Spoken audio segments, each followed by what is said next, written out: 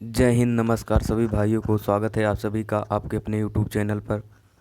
आज की इस क्लास में हम क्लास 12th की केमिस्ट्री को देखेंगे, जिसमें हम यूनिट नंबर 1 हेलो एल्केन और हेलो एरीन, ये हमारा यूनिट का नाम है, इसको कवर करेंगे।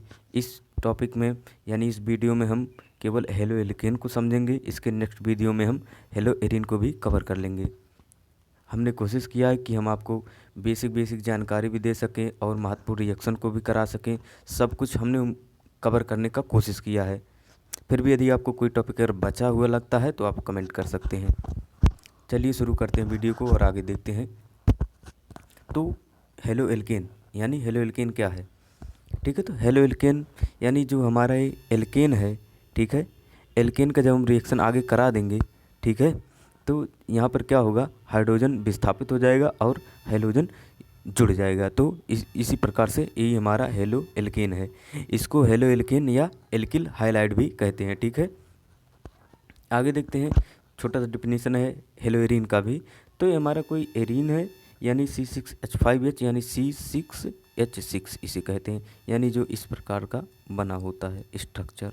ठीक है, 6 कार्बन का मेन, यानी जो 6 कार्बन का साइक्लिक कंपाउंड और अल्टरनेट क्रम पर डबल बॉन्ड होता है। ठीक है, उसी को हम बेंजीन कहते हैं यानी एरीन कहते हैं। तो इसकी रिएक्शन जब करा देंगे आगे, तो इसमें भी हेलोजन की उपस्थिति में जब रिएक्शन कराएंगे तो हेलोजन ऐड हो जाएगा और हाइड्रोजन विस्थापित हो जाएगा, तो हेलो एरीन हमारा बनकर तैयार हो जाएगा। ठीक है, उम्मीद है हेलो एल्केन और हेलो एरीन आप सभी समझ गए होंगे कि एल्केन लेंगे, इसका रिएक्शन हम आगे करा देंगे हेलोजन की उपस्थिति में, तो हेलो एल्केन हमारा बन जाएगा। ठीक है, आगे देखते हैं। आगे है हेलो एल्केन का वर्गीकरण यानी क्लासिफिकेशन ऑफ हेलो एल्केन। ठीक है, तो पहला मतलब इसका प्रकार है तो 1 डिग्री का हेलो एल्केन। अब देखते हैं 1 डिग्री का हेलो एल्केन क्या है। तो एक कार्बन से जुड़ा हुआ हेलोजन प्राथमिक हेलो एल्केन कहलाता है, यानी जो हमारा हेलोजन ग्रुप है वो कार्बन से जितने कार्बन से जुड़ा होगा वही उसका वो होगा, डिग्री होगा। ठीक है, तो जैसे हमारा हेलो एल्केन है, ठीक मतलब ये हेलोजन ग्रुप है। ठीक है, तो हेलोजन ग्रुप एक कार्बन ग्रुप से जुड़ा हुआ है तो इसलिए 1 डिग्री का होगा। और ये हमारा हाइड्रोजन ग्रुप है, ये केवल एक कार्बन डिग्री से जुड़ा हुआ है। ठीक है, तो ये हमारा 1 डिग्री का हुआ, यानी इसको हम काउंट कर लेंगे। ये जो हमारा कार्बन जुड़ा है उससे जो कार्बन जुड़ा होगा उसको हम 1 डिग्री कहेंगे। इस प्रकार से इसको देखिए, ये हमारा हेलो एल्केन यानी हेलोजन ग्रुप है, इससे जो कार्बन हमारा जुड़ा हुआ है, ठीक है, इससे केवल एक कार्बन जुड़ा हुआ है, यानी इसको हम 1 डिग्री का हेलो एल्केन इसको भी कहेंगे। ठीक है, जो हमारा हेलोजन ग्रुप है उससे जितने इससे जो एक कार्बन जुड़ा होगा उससे जितने कार्बन जुड़े होंगे वही उसकी डिग्री होगी। ठीक है, आगे है secondary halo alkane. Secondary halo alkane क्या है, तो 2 डिग्री कार्बन से जुड़ा हुआ हेलोजन द्वितीयक हेलोजन कहलाता है। देखते हैं डिफिनीशन में क्या कहता है। उदाहरण है इसका, यानी ये हमारा हो गया कार्बन और उससे जुड़ा हुआ हेलोजन, इससे एक CH3 ग्रुप और 2 CH3 ग्रुप ऐड है। ठीक है, तो इसलिए यह 2 डिग्री का हेलो एल्केन हो जाएगा। ये भी हमारा हेलोजन है, ये हमारा हेलोजन जो कार्बन जुड़ा हुआ है उससे केवल 2 ही जुड़े हुए हैं। ठीक है, तो इसलिए अभी हमारा 2 डिग्री का हेलो एल्केन हो जाएगा। ठीक है, आगे देखते हैं टर्शियरी हेलो एल्केन यानी तृतीयक हेलो एल्केन क्या है। तो 3 डिग्री कार्बन से जुड़ा हुआ halo alkane tertiary halo alkane कहलाता है। ठीक है, तो 3 डिग्री कार्बन का देखते हैं। ये हमारा हाइड्रोजन हो गया, इससे जो कार्बन हमारा जुड़ा हुआ है उससे 1 2 3 कार्बन ऐड हुए हैं, तो इसलिए हमारा 3 डिग्री का हेलो एल्केन हो जाएगा। ठीक है, उसी प्रकार से यहाँ पर भी देखिए एक क्लोरीन हमारा जुड़ा हुआ है यानी हेलोजन है, इससे इसके कार्बन से एक कार्बन है, एक कार्बन है और एक कार्बन है, 3 कार्बन ऐड हैं, तो इसलिए यह भी 3 डिग्री का हेलो एल्केन हो जाएगा। ठीक है, अब हम समझते हैं कुछ ग्रुप्स के बारे में जो कि नेमिंग में काफ़ी हेल्प करेंगी, और इसी प्रकार के क्वेश्चन में नेमिंग से आ जाता है। यानी बेनिल क्लोराइड क्या है तो आप सभी को पता ही होगा, तो बताएंगे कि मतलब बेनिल हाइलाइट सबसे पहले जानेंगे। मतलब हाइलाइट हेलोजन होता है तो उसी में क्लोरीन फ्लोरीन ब्रोमीन आयोडीन यही सब होंगे। तो बेनिल ग्रुप क्या है इसको सबसे पहले समझते हैं। तो CH2 डबल बॉन्ड CH ए जो होता है हमारा, ये हमारा बेनिल ग्रुप होता है। ठीक है, CH2 डबल बॉन्ड CH ये हमारा जो है बेनिल ग्रुप है। तो इसमें अगर कोई हम यानी इस ग्रुप में जो ये हमारा बंद बना हुआ है इसमें अगर हम Cl ऐड कर देते हैं तो बेनिल क्लोराइड बन जाएगा, यहाँ पर लिखा हुआ है। ठीक है, तो बेनिल हाइलाइड बेसिकली होता है, तो इसमें अगर क्लोरीन जोड़ देंगे तो बेनिल क्लोराइड हो जाएगा, फ्लोरीन जोड़ देंगे तो बेनिल फ्लोराइड हो जाएगा। इसी प्रकार से हम हाइड्रोजन को बदलते जाएंगे तो उसका नेमिंग बदलता जाएगा। ठीक है। आगे है एलिल हाइलाइट। एलिल हाइलाइट क्या है? तो जो हमारा CH2 double bond CH single bond CH2 है, इसी को हम एलिल ग्रुप कहते हैं। ठीक है, इससे हमने एक क्लोरीन ऐड कर दिया तो एलिल क्लोराइड हो गया। ठीक है, ये हमारा एलिल ग्रुप है। ठीक है, पहला हमारा वेनिल ग्रुप हो गया CH2 डबल बॉन्ड CH। ठीक है, और ये हमारा हो गया allyl group CH2 double bond CH single bond CH2। ठीक है, ये हमारा एलिल ग्रुप हाईलाइट हो गया। ठीक है, अब आगे देखते हैं। आगे है क्रोटनल हाइलाइट। क्रोटनल हाइलाइट क्या है? तो जो हमारा ए वाला ग्रुप है, ठीक है, CH3 CH double bond CH single bond CH2, ये हमारा क्रोटनल ग्रुप है। इसे हमने क्लोरीन को ऐड कर दिया तो क्रोटनल क्लोराइड बन गया। ठीक है, तो वेनिल हाइलाइट, एलिल हाइलाइट और क्रोटनल हाइलाइट, इन सब के बारे में आपको जानकारी होनी चाहिए। ठीक है, आगे अब कुछ और देखते हैं। आगे नेक्स्ट टॉपिक हमारा हेलोइल्केन की सामान्य निरर्थक नाम पद्धति, यानी हेलोइल्केन का किस प्रकार से हम नेमिंग करते हैं। सबसे पहले है प्रीफिक्स। है प्रीफिक्स का मतलब होता है जो किसी शब्द के पहले प्रयोग हो। ठीक है, तो prefix N N N prefix कहाँ प्रयोग होगा? तो एन प्रीफिक्स मतलब अगर कोई हमारा चेन है, ठीक है, तो इसके लिए तीन, मतलब जो हमारा कार्बन है वो 3 के बराबर या 3 से कम होना चाहिए। ठीक है, तभी हमारा क्या कहते हैं प्रीफिक्स एन प्रयोग होगा। ठीक है, तो प्रीफिक्स एन का मतलब क्या होता है? जिसमें हमारा सीधा सीधा ऐसे चेन बना हो। ठीक है, सीधे कार्बन का ऐसे लंबी चेन बनता चला गया हो, तो यही हमारा प्रीफिक्स एन कहलाता है। जैसे CH2 CH3 CH2 CH2 Cl। ठीक है, तो इसको क्या कहेंगे? तो ये हमारा सीधे से चेन बनता चला गया और एन प्रीफिक्स लगाना है तो एन क्लोरोप्रोपेन, यानी 3 कार्बन प्रोपेन सिंगल बॉन्ड से ऐड है तो एन क्लोरोप्रोपेन। इसी प्रकार से इसका भी नेमिंग किया हुआ है, नीचे वाला भी आप सभी देख लेंगे उसको। ठीक है, आगे देखते हैं। आगे हमारा प्रीफिक्स आइसो, यानी प्रीफिक्स आइसो क्या है? आइसो कब प्रयोग होगा? ये तो कन्फर्म है कि प्रीफिक्स का मतलब जो पहले प्रयोग होगा और सफिक्स का मतलब जो बाद में प्रयोग होगा। ठीक है, तो कार्बन नंबर 2 पर, यानी जो हमारा कार्बन नंबर 2 है, जब एक मिथिल का साइड चेन हो उपस्थित होगा तो इसके लिए पूर्व लग यानी प्रीफिक्स आइसो का प्रयोग करेंगे। चलिए इस प्रकार समझते हैं एग्जाम्पल के माध्यम से। यानी कार्बन नंबर 2 पर जब एक मिथिल का साइड चेन उपस्थित होता है तभी इसे आइसो हम कहते हैं। देखते हैं, यानी आप सभी देखिए यहाँ पर ये जो हमारा कार्बन है, इस कार्बन से एक मिथिल ग्रुप ऐड है और हमारा लंबा चेन ऐसे बनता चला गया। ये हमारा मेन चेन हो गया और हमारा साइड चेन हो गया। तो कार्बन नंबर 2 यानी 1 2 इसे काउंटिंग करेंगे। ठीक है, तो कार्बन नंबर 2 पर हमारा एक CH3 प्रेजेंट, इसलिए आइसो ग्रुप होगा, तो इसका नाम आइसोप्रोपिल क्लोराइड हो गया। ठीक है, आगे देखते हैं। आगे हमारा प्रीफिक्स नियो। पहला हमने क्या देखा? एन प्रीफिक्स और आइसो प्रीफिक्स। अब देखते हैं नियो प्रीफिक्स। नियो प्रीफिक्स क्या है? तो जब कार्बन नंबर 2 पर 2 मिथिल का साइड चेन उपस्थित होता है तो इसके लिए नियो का प्रयोग करते हैं। ठीक है, देखते हैं एग्जाम्पल को। एग्जाम्पल क्या कहता है हमारा? एग्जाम्पल कहता है हमारा कि जो ये हमारा, यानी ये हमारा कोई साइड चेन हो गया, यानी कोई ग्रुप हो गया। ठीक है, इससे जो कार्बन जुड़ा हुआ है ये हमारा सीधा मेन चेन हो गया। ठीक है, ये हमारा सीधा मेन चेन हो गया इससे। और कार्बन नंबर 2 1 2, कार्बन नंबर 2 पर एक CH3 और 2 CH3 ग्रुप ऐड है, तो इसलिए इसको क्या कहेंगे? Neo butyl chloride. ठीक है, यानी नियो प्रीफिक्स का प्रयोग कर देंगे। ठीक है, आइसो में क्या होता था? कार्बन नंबर 2 पर एक CH3 ग्रुप प्रेजेंट होता था और नियो में जो कार्बन नंबर 2 है उस पर 2 CH3 ग्रुप प्रेजेंट होना चाहिए। ठीक है, आगे देखते हैं। अब हम देख लेते हैं कुछ मतलब कंपाउंडों का किस प्रकार से IPSC नेम लिखा जाता है। ठीक है, आप सभी समझे रहेंगे तो अच्छा होगा। ठीक है, तो पहला हमारा है CH3 CH2 CH CH3। ठीक है, तो इसका नाम किस प्रकार से लिखेंगे? तो सबसे पहले इसका हम नेमिंग करेंगे। ठीक है, तो मतलब नेमिंग उसी प्रकार से उसी तरफ से ज़्यादा करने की कोशिश करते हैं जिस तरफ कोई साइड चेन हो, कोई ग्रुप प्रेजेंट हो। ठीक है, तो पहले नेमिंग करेंगे 1 2 3 4। ठीक है, तो देखिए 2 पर क्लोरीन ऐड है। ठीक है, तो 2 क्लोरो हो जाएगा, 4 कार्बन का मेन चेन है तो ब्यूट हो जाएगा और सिंगल बॉन्ड से ऐड है तो एन हो जाएगा। तो कुल मिलाकर हो जाएगा इसका नाम 2 क्लोरो ब्यूटेन। ठीक है, आगे देखते हैं। आगे अगला कंपाउंड हमारा CH3 का होल थ्राइस CH2Br। ठीक है, तो इसका नेमिंग किस प्रकार से करेंगे? आप सभी इसको ध्यान से देखिएगा। इस कंपाउंड में काफ़ी लोग कंफ्यूजन में होंगे कि CH3 का होल थ्राइस क्या है। ठीक है, तो इसका यही बेसिक मतलब है कि जो हमारा ये CH2 है यानी C है, इससे हमारा एक CH3 यहाँ पर ऐड है, एक CH3 यहाँ पर ऐड है, एक CH3 यहाँ पर ऐड है, ठीक है। और ये मतलब एक CH3 2 CH3 3 CH3 है, तो इसलिए CH3 का होल थ्राइड लिख दिया गया, ठीक है। इसके बाद C, इसके बाद CH2, ठीक है। ये यही हमारा, सॉरी ये C नहीं रहेगा, ये C तो यहाँ पर हमारा पहले से प्रेजेंट है, ठीक है। तो इसको नहीं रहेगा, तो CH2 और Br इसका नेमिंग करेंगे। तो नेमिंग करते समय क्या ध्यान देते हैं, तो नेमिंग करते समय ध्यान देंगे कि जिस तरफ साइड चेन ज़्यादा हो, यानी कोई ग्रुप प्रेजेंट ज़्यादा हो, उसी तरफ से नेमिंग करते हैं। तो 1 2 3, ठीक है, 3 कार्बन का होगा मेन चेन है, ठीक है। तो ये 2 हमारे साइड चेन हो जाएंगे। तो 2 पर 2 मिथिल है, तो यहाँ पर हो जाएगा, ठीक है। देखते हैं, तो यहाँ पर 2 ब्रोमो, ठीक है। यहाँ पर ऐसा भी लिख सकते हैं 2, 2 डाई ब्रोमो, ठीक है।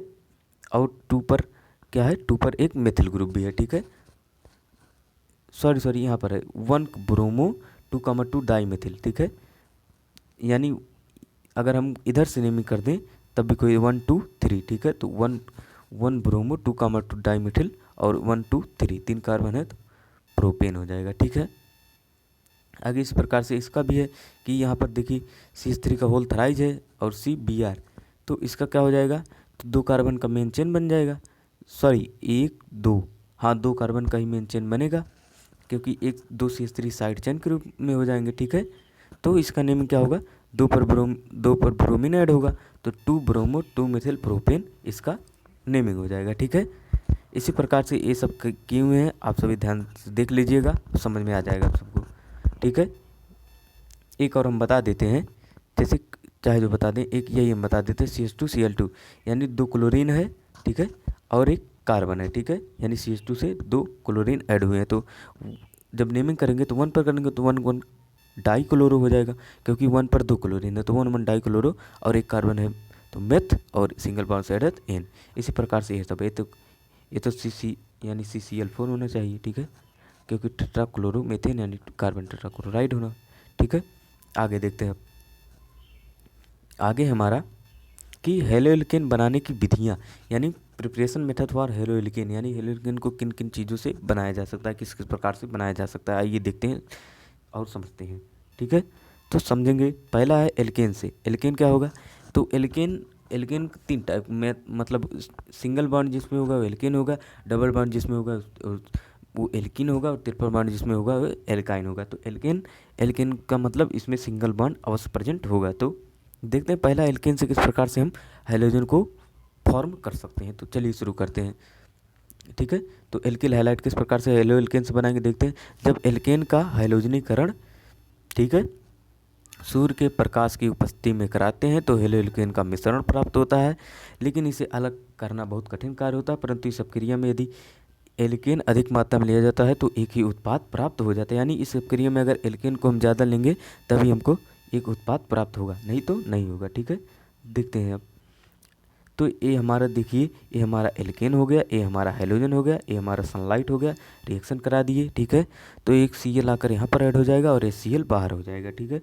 तो CH3Cl हो जाएगा और प्लस Cl बाहर हो गया। अब इसका फिर रिएक्शन हम कराएंगे, यानी उसने कहा था कि जब हम यदि एल्केन की मात्रा को अधिक करेंगे तभी हमको एक उत्पाद प्राप्त होगा, नहीं तो नहीं होगा।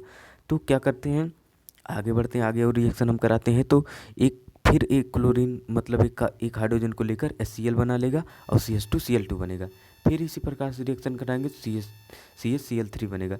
ये क्लोरोफॉर्म है, ये मोस्ट इम्पॉर्टेंट जो है हमारा कंपाउंड बनके तैयार हुआ है। आता है लिखने के लिए कि क्लोरोफॉर्म बनाने की विधि लिखिए, तो आप सीधा सीधा ये रिएक्शन करके कुछ अपने तरफ से हिंदी जोड़कर लिख देंगे और बता देंगे, तो क्लोरोफॉर्म का ही बनाने का नियम।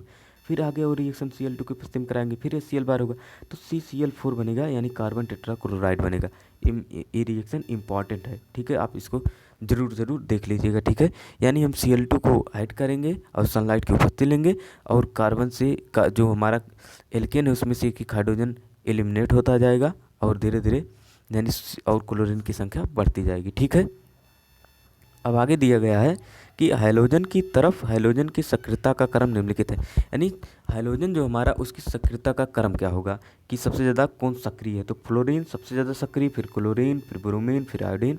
यानी फ्लोरीन जो है वो सबसे ज़्यादा सक्रिय है और आयोडीन सबसे कम सक्रिय है, ठीक है। ये इसका क्रम है। अब देखते हैं कुछ नोट पॉइंट जिसको आप ध्यान में रखिएगा, ये बहुत ज़रूरी नोट पॉइंट है, ठीक है। तो क्या कहता है, सामान्यतः फ्लोरीनीकरण नहीं कराते क्योंकि फ्लोरीनीकरण में अधिक ऊर्जा निकलती है और कार्बन कार्बन के मध्य जो बंध बना होता है उसको भी तोड़ देती है। यानी फ्लोरीन के साथ अपक्रिया नहीं कराएंगे क्योंकि ये अपक्रिया में ज़्यादा ऊर्जा निकलती है। ठीक है, सामान्यतः क्लोरीनीकरण और ब्रोमीनीकरण ही कराएंगे, यानी क्लोरीन और ब्रोमीन से रिएक्शन कराएंगे, आयोडीन से भी नहीं कराएंगे। क्यों नहीं कराएंगे आइए देखते हैं। तो क्या लिखा गया है कि आयोडीनीकरण भी नहीं कराते हैं क्योंकि यह प्रक्रिया बहुत धीमी गति से होती है। ठीक है, और उत्पाद के रूप में HI बनता है। ठीक है, और पुनः एल्किल आयोडाइड को अपचयित कर देता है, तो आयोडीनीकरण भी इसलिए नहीं कराते हैं। ठीक है, तो क्या क्या कराते हैं, यानी क्लोरीनीकरण और ब्रोमीनीकरण ही समानता कराते हैं और फ्लोरीनीकरण और आयोडीनीकरण नहीं कराते हैं। ठीक है, और सक्रियता का क्रम वही है। ठीक है, दूसरा हमारा एल्कीन से हम किस प्रकार से हेलो एल्केन को फॉर्म कर सकते हैं आइए देखते हैं। तो हमारा एल्कीन हो गया, डबल बॉन्ड प्रेजेंट है और HCl हमने साथ में ले लिया है, तो क्या होगा, ये बॉन्ड हमारा ब्रेक हो जाएगा, तो CH3 हो जाएगा, CH2 हो जाएगा, HCl यहाँ से जुड़ जाएगा और H2 यहाँ से विस्थापित हो जाएगा। तो हमारा हेलो एल्केन बन के यानी एल्किल हैलाइड बन के तैयार हो गया। ठीक है, आगे देखते हैं, एल्कीन जब हैलोजन अम्ल से अपक्रिया करता है तो क्या होता है, तो जो हमारा एल्कीन है ये हैलोजन अम्ल से अपक्रिया करेगा। ठीक है, तो सीधा सीधा CH3 CH यानी फिर भी ये हेलो एल्कीन का निर्माण कर लेगा, यानी एल्कीन जब हमारा HCl से अपक्रिया करेगा तब भी हमारा यही कंपाउंड बन के तैयार हो जाएगा। ठीक है, आगे देखते हैं, आगे हमारा कि मार्कोनी काव का नियम इम्पॉर्टेंट है या जरूर आता है लिखने के लिए कि मार्कोनी काव का नियम क्या है। तो समझते हैं मार्कोनी काव का रूल क्या कहता है। तो इस नियम के अनुसार जब असम्मित एल्कीन, ठीक है, असम्मित एल्कीन असम्मित अपकर्मक के साथ अपक्रिया करता है तो असम्मित अपकर्मक का ऋणात्मक भार उस डबल बॉन्ड के पास जाता है जहाँ हाइड्रोजन की कमी होती है। ठीक है, तो क्या कहा है कि यानी जो हमारा एल्कीन है वो असम्मित होना चाहिए, सम्मित नहीं होना चाहिए और असम्मित अपकर्मक भी होना चाहिए। ठीक है, तो ये किसी भी एंगल से हमको सम्मित नहीं नजर आ रहा है तो इसलिए ये असम्मित है और HBr जो है ये अभी हमारा असम्मित एल्केन है। ठीक है, तो क्या अभिकर्मक है, तो इसके जब रिएक्शन हम कराएंगे तो क्या कहा गया है, तो जो इसका ऋणात्मक भार होगा यानी जब ये ब्रेक होगा तो H+ होगा, Br- होगा। ठीक है, तो ये हमारा जो ऋणात्मक है ये उसी जगह पर ऐड होगा जहाँ पर, ठीक है, हाइड्रोजन की कमी होगी। तो आप सभी बताइए हाइड्रोजन कमी कहाँ नज़र आ रही है, यहाँ पर 3 हाइड्रोजन है, यहाँ पर 2 हाइड्रोजन है, यहाँ पर 1 हाइड्रोजन है, तो यहाँ पर जाकर हमारा ब्रोमीन ऐड हो जाएगा और इस प्रकार का हमारा कंपाउंड एल्किल हैलाइड बन के तैयार हो जाएगा। ठीक है, आगे बढ़ते हैं, आगे देखते हैं, अगला हमारा है एंटी मार्कोनी काव का रूल। तो एंटी मार्कोनी काव का रूल क्या कहता है हमारा, तो ये हमारा जो मार्कोनी काव का रूल है इसी का जस्ट अपोजिट है। ठीक है, इसी का जस्ट अपोजिट है, उसमें जो हमारा असम्मित एल्कीन था, ठीक है, और असम्मित अपकर्मक था, तो जब रिएक्शन कर रहे हैं तो असम्मित अपकर्मक का जो ऋणात्मक भार था वो हाइड्रोजन यहाँ कम था वहाँ पर जुड़ रहा था, लेकिन यहाँ पर क्या होगा कि जो हाइड्रोजन का ऋणात्मक भार हो गया, यानी जो ऋणात्मक भार होगा अपकर्मक का वो जाकर कहाँ पर ऐड होगा, जहाँ पर हाइड्रोजन की अधिकता होगी। ठीक है, तो पढ़ते हैं इसको, देखते हैं क्या कहता है। इस नियम के अनुसार जब असम्मित एल्कीन पर असम्मित अपकर्मक HBr की अपक्रिया पराक्साइड की उपस्थिति में, इसको ध्यान में रखिएगा कि जो एंटी मार्कोनी काव का रूल है इसमें पराक्साइड का भी प्रयोग होगा। ठीक है, तो पराक्साइड की उपस्थिति में कराते हैं तो HBr का योग मार्कोनी काव के नियम के विपरीत होता है। ठीक है, तो क्या देखते हैं, रिएक्शन को देखते हैं, समझते हैं क्या कहता है। तो जो ये हमारा असम्मित एल्कीन हो गया, असम्मित अपकर्मक होगा, पराक्साइड की उपस्थिति R ये हमारा पराक्साइड होता है। ठीक है, तो इसका जब हम योग कराएंगे तो क्या होगा, अब पिछली बार तो मार्कोनी का में यहाँ पर ऐड होगा लेकिन अब की बार यहाँ पर ऐड हो जाएगा। ठीक है, समानता CH3 CH2 CH2 Br इस प्रकार का कंपाउंड बन के तैयार हो जाएगा। ठीक है, उम्मीद है आप सभी मार्कोनी काव और एंटी मार्कोनी काव दोनों रूल समझ गए होंगे। ठीक है, आगे बढ़ते हैं, आगे देखते हैं, ये देखते हैं क्या है, फ्रिंकल स्टीन अपक्रिया। फ्रिंकल स्टीन अपक्रिया क्या है, तो इस विधि का प्रयोग आयोडो एल्केन या एल्किल आयोडाइड बनाने के लिए करते हैं। ठीक है, यानी जो हमारा एल्किल ग्रुप है उससे हमें आयोडीन ग्रुप को ऐड करना है। ठीक है, तो इस अपक्रिया में पहले से प्राप्त एल्किल क्लोराइड या एल्किल ब्रोमाइड की क्रिया सोडियम आयोडाइड यानी NaI से एसीटोन की उपस्थिति में कराते हैं तो हेलोजन परिवर्तन द्वारा यानी हेलोजन का एक्सचेंज हो जाता है। ठीक है, तो इसके द्वारा एल्किल आयोडाइड हमारा बन के तैयार हो जाता है। किस प्रकार से बनता है आइए समझते हैं। तो हमारा एल्किल क्लोराइड या एल्किल ब्रोमाइड है और हमारा सोडियम आयोडाइड है और हमारा एसीटोन की उपस्थिति है, ठीक है। तो समानता क्या होगा, यहाँ पर देखिए जो आयोडीन है ये इसके पास चला जाएगा, ठीक है, और ए एक्स ग्रुप है वो सोडियम के पास चला जाएगा। तो एक्स ग्रुप यहाँ पर चला आया और आर आई यानी एल्किल आयोडाइड बन के तैयार हो गया, ठीक है। वही एक रिएक्शन के माध्यम से दिया गया है, ये हमारा एल्किल क्लोराइड हो गया, ठीक है, हमारा सोडियम आयोडाइड हो गया, एसीटोन की उपस्थिति है। आगे रिएक्शन को करा देंगे तो हमारा एल्किल आयोडाइड और सोडियम क्लोराइड बनके तैयार हो गया, ठीक है।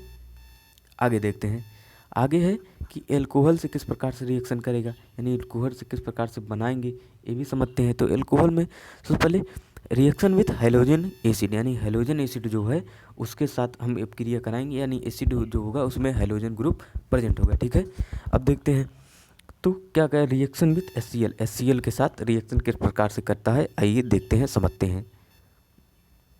तो जब एल्कोहल की क्रिया सांद्र HCl के साथ जिंक क्लोराइड जो कि निर्जलीकारक यानी जिंक क्लोराइड जो जल निकालने का कार्य करेगा उसकी उपस्थिति में जब हम इस क्रिया कराएंगे तो एल्किल क्लोराइड बनता है। इस अपक्रिया में एल्कोहल की सक्रियता का क्रम निम्नलिखित है, ठीक है। यानी जो एल्कोहल की सक्रियता है वो सबसे ज़्यादा 3 डिग्री की होगी, फिर 2 डिग्री एल्कोहल की होगी, फिर 1 डिग्री एल्कोहल की होगी, ठीक है। यानी सबसे ज़्यादा सक्रिय 3 डिग्री का एल्कोहल होगा, फिर 2 डिग्री का एल्कोहल होगा, फिर 1 डिग्री का एल्कोहल होगा। आइए रिएक्शन देखते हैं।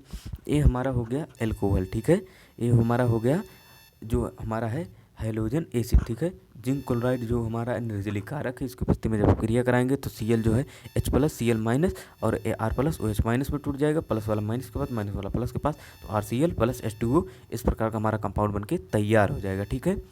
आगे देखते हैं, R के स्थान पर हमने C2H5OH ले लिया यानी एल्कोहल प्लस ये हमारा हैलोजन एसिड हो गया, जिंक क्लोराइड की उपस्थिति है, C2H5Cl प्लस H2O बन के तैयार हो जाएगा। इसी प्रकार से ये दोनों रिएक्शन भी हैं, करना कुछ नहीं है, बहुत आसान है, ठीक है। आप सब इसको देख लीजिएगा। आगे देखते हैं, आगे है कि रिएक्शन विथ HBr यानी हाइड्रोजन ब्रोमाइड के साथ किस प्रकार से अपक्रिया करेगा इसको देखते हैं। तो इस अपक्रिया में KBr, ठीक है, KBr की अपक्रिया सांद्र H2SO4 की उपस्थिति में कराकर HBr और हाइड्रोजन सल्फेट यानी KHSO4 इसको प्राप्त करते हैं जो एक निर्जलीक कारक का कार्य करता है और एल्कोहल और HBr आपस में अपक्रिया करके एल्किल ब्रोमाइड बनाते हैं।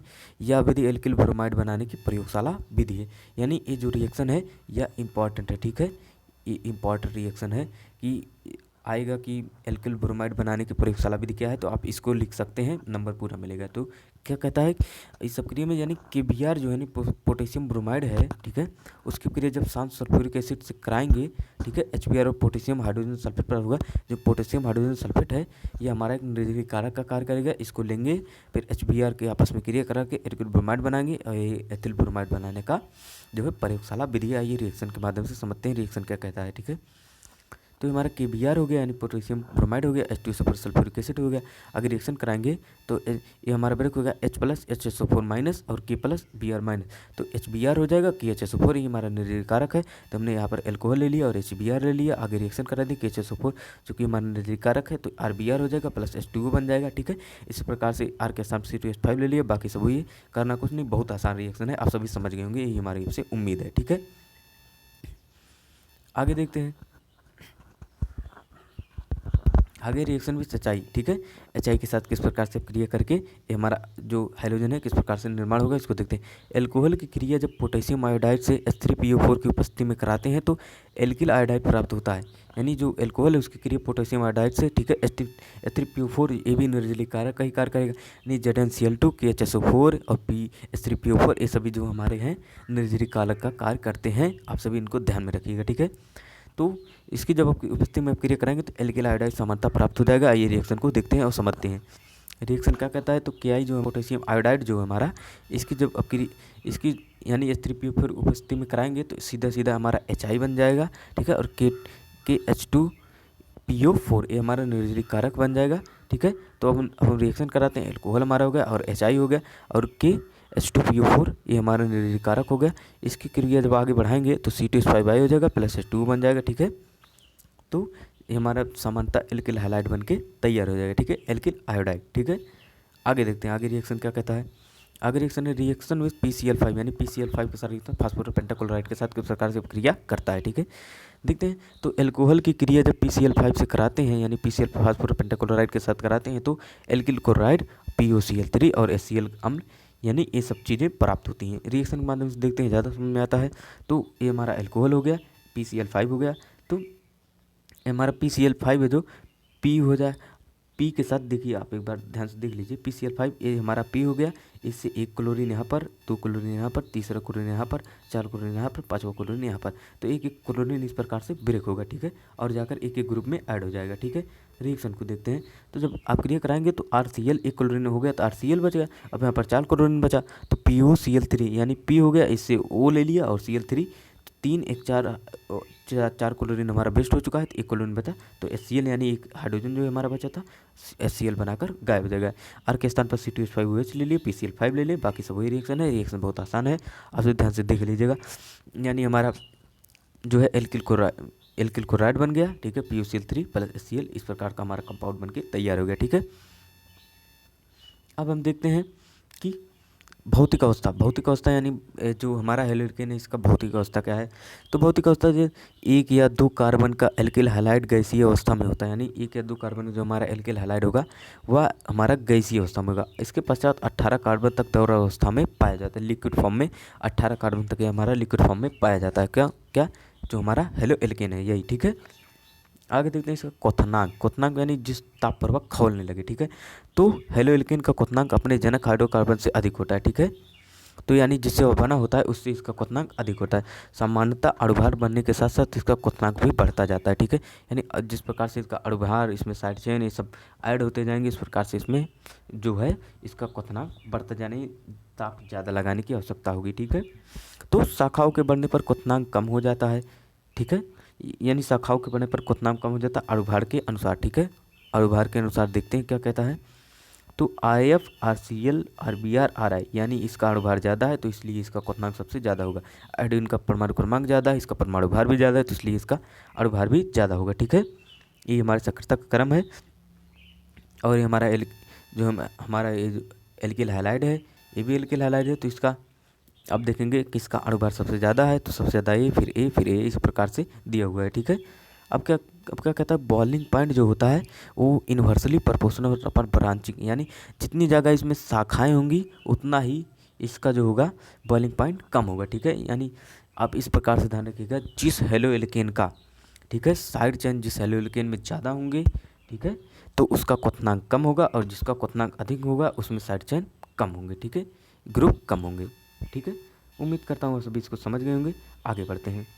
आगे इसका रासायनिक गुण, यानी रासायनिक गुण क्या है, केमिकल प्रॉपर्टीज में क्या क्या पढ़ना है, आइए देखते हैं। तो इसका महत्वपूर्ण रिएक्शन होगा SN1 SN2 इसके दो महत्वपूर्ण रिएक्शन है जो कि रासायनिक अपक्रिया में भाग लेते हैं, यानी रासायनिक गुण है। तो एल्किल हैलाइड में मुख्यतः नाभिक स्नेही प्रतिस्थापन अपक्रिया होता है, ठीक है। तो नाभिक स्नेही जो नाभिक से स्नेह करता है, ठीक है। तो नाभिक से स्नेह कौन करेगा, जिसमें इलेक्ट्रॉनों की कमी होगी, ठीक है, सॉरी इलेक्ट्रॉन की अधिकता होगी, वही करेगा, ठीक है। तो आगे देखते हैं, एल्किल हैलाइड की प्रकृति तथा नाभिक स्नेही गुण के आधार पर इसकी क्रियाविधि को दो भागों में बांटा गया है, ठीक है। तो किन किन भागों में बांटा गया है, तो SN1 एंड SN2 इन दो भागों में बांटा गया है। तो SN1 क्रिया क्या है, तो SN1 क्रिया है यूनिमॉलिक्यूलर न्यूक्लियोफाइल सब्स्टिट्यूशन रिएक्शन, यानी SN1 जो है वो एकाणुक नाभिक स्नेही प्रतिस्थापन क्रिया है, और ये मोस्ट इंपॉर्टेंट है, इसको आप फिक्स है कि SN1 और SN2 अपक्रिया में से एक नई अपक्रिया आपके बोर्ड एग्जाम में अवश्य आएगी, ठीक है। तो चलिए देखते हैं, ध्यान से समझते हैं कि SN1 अपक्रिया आखिर है क्या, ठीक है। तो जब एल्किल हैलाइड यानी एल्किल हैलाइड की क्रिया किसी नाभिक स्नेही से कराते हैं, ठीक है, तो किसी इलेक्ट्रोफाइल से कराते हैं, सॉरी न्यूक्लियोफाइल से कराते हैं, और अपक्रिया SN1 अपक्रिया विधि के अंतर्गत यदि आ जाती है तो यह दो पदों में संपन्न होती है, ठीक है। तो जो हमारा SN1 अपक्रिया है तो इसका आप मेन पॉइंट रखेंगे कि जो ये हमारा एक नाभिक स्नेही प्रतिस्थापन अपक्रिया है, और यह दो पदों में संपन्न होने वाली अपक्रिया है। तो पहला पद जो है धीमी गति से होगा और इसमें कार्बोधनायन का निर्माण होता है, ठीक है। तो SN1 अपक्रिया में जो है कार्बोधनायन का भी निर्माण होता है, ठीक है। दूसरा पद तीव्र गति से होता है और इसमें नाभिक स्नेही और कार्बोधनायन आपस में अपक्रिया करके उत्पाद बनाते हैं, ठीक है। यानी जो इसमें कार्बोधनायन का निर्माण होगा, दूसरा तीव्र गति से प्रक्रिया होगी, ठीक है। नाभिक स्नेही और कार्बोधनायन आपस में अपक्रिया करके उत्पाद का निर्माण करेंगे, क्योंकि पहला पद धीमी गति से होता है और इसमें एल्किल हैलाइड की सांद्रता भी भाग लेती है, इसलिए अपक्रिया के दर लिखते समय सिर्फ एक पद, पहले पद को ही लिखा जाता है, ठीक है। इसलिए इसकी जो होगी यानी पहले पद को ही लिखा जाता है, इसलिए इसको SN1 अपक्रिया के नाम से भी जानते हैं। आइए रिएक्शन देखते हैं, स्थितियाँ देखते हैं, सब कुछ समझते हैं। तो ये हमारा एल्किल हैलाइड हो गया, ठीक है। इसकी अपक्रिया हमारा न्यूक्लियोफाइल हो गया, ठीक है। तो इसकी उपस्थिति में जब कराएंगे तो RCH2Na हमारा ऐड हो जाएगा और हेलोजन ग्रुप जो है वो बाहर हो जाएगा। तो RCH2Cl यानी X जो है ये हमारा पोलर सॉल्वेंट की उपस्थिति में जब अपक्रिया करेगा तो RCH2 प्लस यानी कार्बोकेटायन का निर्माण करेगा, कार्बोधनायन का निर्माण कर लिया और अपक्रिया स्लो हो रही, ठीक है।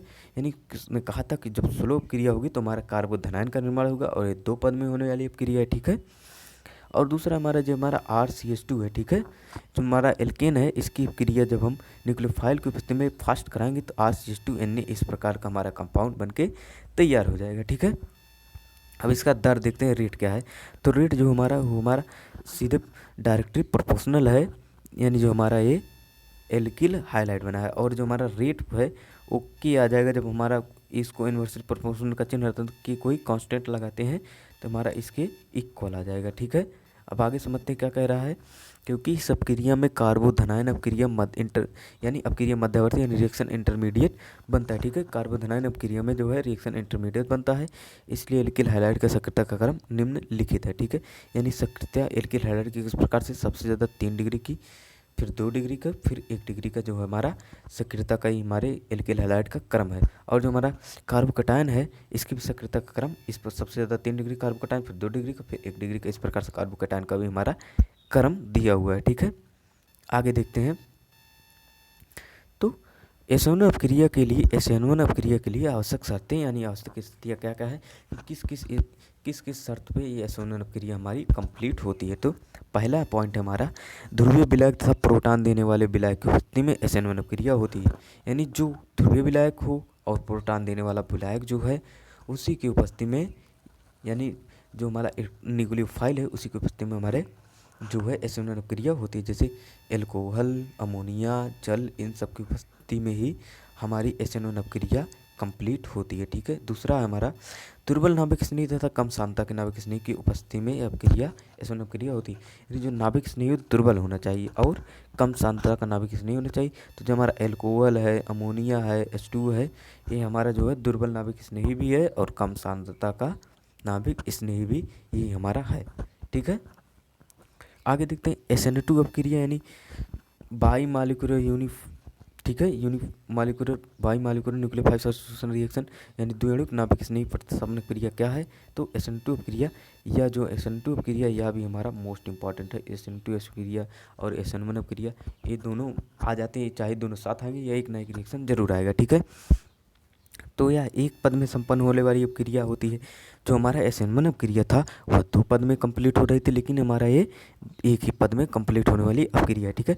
इसमें नाभिक स्नेही का आक्रमण होता है, उसमें क्या होता था, न्यूक्लियोफाइल का अटैक होता था। इसमें जो है इसमें भी न्यूक्लियोफाइल का अटैक होता तथा हाइलाइड आयन का अलग अलग होना, दोनों प्रक्रियाएं साथ में, ठीक है। यानी नाभिक स्नेही का आक्रमण और हाइलाइड आयन का अलग होना, ये दोनों क्रिया साथ साथ हो जाती है, ठीक है। तथा धीमी गति से होता है, यानी अपक्रिया जो है धीमी गति से भी होता है, इसलिए दोनों की सांद्रताएं अपक्रिया के दर का निर्धारण करती हैं। यानी दोनों की सांद्रताएं जो है वो ही अपक्रिया के दर का निर्धारण करती है, ठीक है। समझते यानी हमारा एल्किल हैलाइड हो गया, इसमें न्यूक्लियोफाइल ने बैक साइड से अटैक किया, ठीक है। स्लो अपक्रिया है तो पार्शियल हमारा न्यूक्लियोफाइल भी अटैक हुआ और पार्शियली जो हमारा हेलो एल्केन भी अपक्रिया, ठीक है, ये भी अटैच होगा। तो रिएक्शन को जब हम फास्ट कराएंगे तो RNU प्लस X ये हमारा जाके बन के तैयार हो जाए, ठीक है। तो किस किस चीज़ों पर हमारा रेट जो दर है तो ये हमारा डिपेंड कर रहा है। तो पहला हमारा एल्किल हैलाइड और दूसरा न्यूक्लियोफाइल, ये दोनों चीज़ों पर हमारा जो अपक्रिया का दर है वो डिपेंड कर रहा है। तो इसका जब हम समय के सापेक्ष में अवकलन करेंगे, ठीक है, समय के सापेक्ष जब इसका दर निकालेंगे तो जब हमारा जो है मतलब डायरेक्टली प्रोपोर्शनल है, ठीक है, उसको हटाएंगे तो कोई कांस्टेंट आएगा। तो RX जो है इसका हम जब अवकलन करेंगे तो जो एल्किल हैलाइड है उसकी भी दर 1 है और न्यूक्लियोफाइल का भी दर 1 है। तो आर्डर जो होगा 1 + 1 2 होगा, तो इसलिए इसको बाई मालिक्यूलर कहते हैं और उसका आर्डर 1 था, इसलिए इसको यूनिमालिक्यूलर कहते हैं, ठीक है। उम्मीद करता हूँ आप सभी समझ गए होंगे, ठीक है। तो अब देखते हैं, क्योंकि सब क्रिया में नाभिक स्नेही का आक्रमण विपरीत है, मैंने बताया ना बैक साइड से जो है उन नाभिक स्नेही ने अटैक किया था, ठीक है। इसलिए एल्किल हाइड्राइड की सक्रियता क्रम निम्नलिखित होगा, यानी एल्किल हाइड्राइड जो सक्रियता है वो निम्न प्रकार से होगी। सबसे ज़्यादा 1 डिग्री सक्रिय होगा, फिर 2 डिग्री का एल्किल हाइड्राइड सक्रिय होगा, फिर 3 डिग्री का एल्किल हाइड्राइड सक्रिय होगा। और उसमें क्या था SN1 में कि जो हमारा 3 डिग्री का एल्किल हाइड्राइड था उससे ज़्यादा सक्रिय था, फिर 2 डिग्री, फिर 1 डिग्री का। ये जो है SN2 क्रिया SN1 का थोड़ा अपोजिट है, ठीक है। अब देखते हैं ऑर्डर है, ऑर्डर क्या है, तो वही ऑर्डर है 1 डिग्री का सबसे ज़्यादा, फिर 2 डिग्री का, फिर 3 डिग्री का, ठीक है। इस प्रकार से इसका ऑर्डर है। अब आगे देखते हैं, तो SN2 अपक्रिया के लिए स्थितियाँ, ठीक है, यानी SN2 अपक्रिया हमारी किन किन शर्तों पर होती है, ठीक है। पहले ध्रुवीय परंतु प्रोटॉन ना देने वाले विलायक की उपस्थिति में SN2 अपक्रिया होती है, यानी जो ध्रुवीय हों यानी पोलर हों और प्रोटॉन ना दें, ठीक है। तो प्रोटॉन को नहीं देंगे जिसमें प्रोटॉन की कमी होगी, ठीक है। तो देखते हैं, यानी जो हमारा ये है डाईमिथिल सल्फॉक्साइड है, यानी CH3C double bond S CH3, ये जो ये हमारा ध्रुवीय परंतु प्रोटॉन नहीं देता है, ठीक है, कि ये हमारा बराबर टूट जाएगा, एक प्लस में एक माइनस में, ठीक है। और ये हमारा डाईमिथिल फॉर्माइड है, यानी HC double bond N CH3 का होल्ट है, ठीक है। ये भी हमारा जो है ध्रुवीय है परंतु प्रोटॉन नहीं देता है, ठीक है। आगे है प्रबल नाभिक स्नेही तथा उच्च सांद्रता के नाभिक स्नेही की उपस्थिति में SN2 क्रिया होती है, यानी जो प्रबल नाभिक स्नेही होना चाहिए उस सांद्रता का नाभिक स्नेही, जैसे OH- हो गया, NH2- हो गया, CN- हो गया,